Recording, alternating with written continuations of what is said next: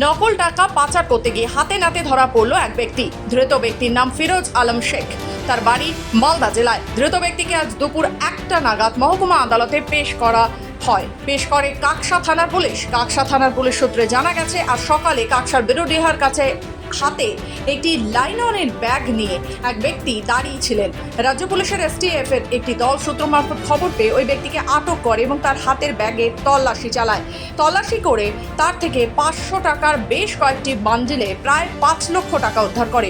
ওই ব্যক্তিকে গ্রেফতার করে কাকসা থানার পুলিশের হাতে তুলে দেওয়া হয়। জাল নোট চক্রের সাথে আর কেউ জড়িত আছে কিনা তার সন্ধান চালাচ্ছে পুলিশ। জানা গেছে, জাল নোটগুলি বাংলাদেশ থেকে আনা হয়েছে, সেগুলি ধৃত ব্যক্তি পাচার করতে বেরিয়েছিলেন। আপনার নামে নকল টাকা চালান করার অভিযোগ আছে। কোথা থেকে নিয়ে এসেছিলেন টাকা আপনি? বলছি টাকাগুলো কোথা থেকে নিয়ে এসেছিলেন?